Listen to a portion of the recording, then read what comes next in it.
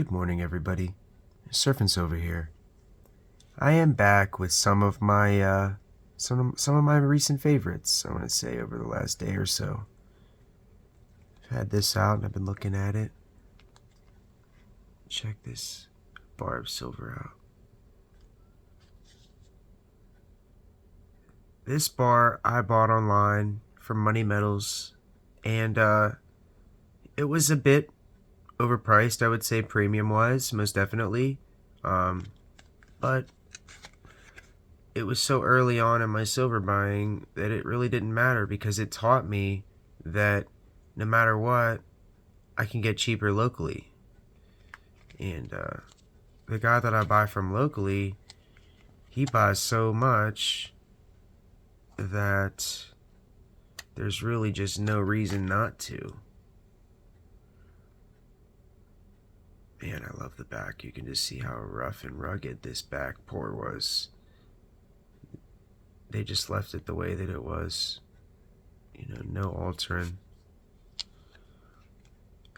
And yeah, if you go to a local coin shop, you definitely get just a crazy deal compared to online, especially if the people are buying in bulk. The lower the price, the more that they have. But it taught me, that I could save money just by driving, uptown. Wanted to add in some other awesome coins that I haven't shown in a minute. This is a 1923 piece dollar. I have this and a 1926, and I think that's the only 2-piece dollars that I have right now. This one's in really nice shape. It still has a majority of its original luster, and I've kept it in this container. That's the best thing about capsules, I would say. That's probably the most important thing that I've learned, is that the really nice ones, I always keep everything in their protective coating, and I usually wear gloves. There's times where I haven't worn gloves, but I pulled those stackers out, I think, with gloves on, and there's a couple other things. There was one thing I touched without gloves that everybody said, oh, you shouldn't. Oh, the proof coin. Yeah, I was going through the proof pennies, and they're not proofs, actually. I found a proof penny in the in the BU wheats, and I didn't know it was gonna be there. I just dumped them out, and I was kind of grabbing by the side.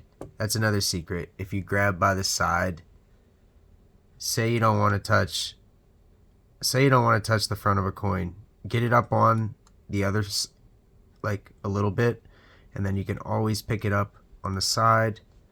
And touching the reeded edge usually doesn't leave much. I know to leave some oils and stuff on the side if you're really meticulous and that still bothers you, but for the most part, you can keep a coin pretty nice and show it while always keeping your finger on the sides. So that's another secret. This is a 1958 Denver. Still got a lot of its detail. It just lost its detail on the breast. See, these are the small details that the graders use, and if you start to get to know them, you can start to really somewhat tell what you have, because you can go in the pictures online and you can basically see, oh, this lost its breast. It lost the breasted feathers. That's what grade it is. So yeah. We have a really nice 1993. I finally got more capsules for my pennies. I got like 400 of these things now, and they fit perfect. And now I can keep beautiful BU pennies. I'm going to get some tubes to store them in, and yeah, I'm going to have a ton of these to go through whenever I'm older. And it's awesome. I'm going to be able to get to know the grading companies over my lifetime. And I will have so many of these by the time that I get older. Like, so many of these just old 1993, 80s, 70s, 60s, even BU 50s and 40s by then, when the years go by. I'm going to have... Because now that I know what collecting truly is, and I mean the vast quantity of what exists, of US currency still, even from the 18 and the 1700s. In some cases, you're going to be paying a lot for the 18 and the 1700s, but yeah, they exist still.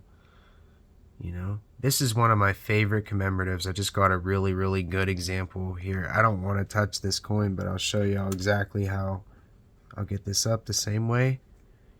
Bada bing, bada boom. This is one of the nicest.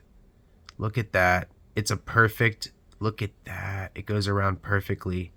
Whenever that goes around perfectly, it's almost got its complete original luster. And on the front too. Wow. Yeah, I'm going to get this one in a case too. I need to get some more. That's the one thing I'm lacking on is the quarters. I don't have as many of the quarters capsules anymore. But yeah, that thing is honestly, man, that is nice. Got another Bombay hook one too. I don't want to make this too long of a video. 6 minutes is way past the point where anybody usually watches, but I know a few people usually watch the entire video. And I don't like just making 2-minute videos. I like talking a little bit. So anybody who wants to listen or just chill, you're good too, homie.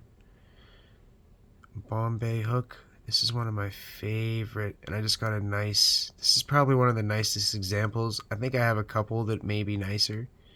This, just having a bunch of these, that's just right up my alley. I'm trying to have as many rolls of commemorative quarters as possible. I love the commemoratives, and I think they'll be a hot seller. If I ever have to sell something on Amazon, I can load up a roll of commemoratives, and somebody will be so happy to have gotten the vast quantity of years that I have collected. And that goes for just about anything. I'm going for just like old silver quarters. We're looking for a lot of old silver quarters. I'm going for all the years. I'm trying to get every single year, and eventually once I build the collection up so much, we'll start filling up books. I'll get some books, and we'll start filling the Washington book up, and the older Washington and the newer. Yeah.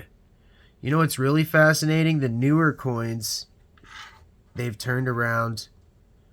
Oh wait, no? Which ones? Oh yeah, the newer coins, the 2021s. Let me see. Right here, I'll show you guys. This is a really odd detail.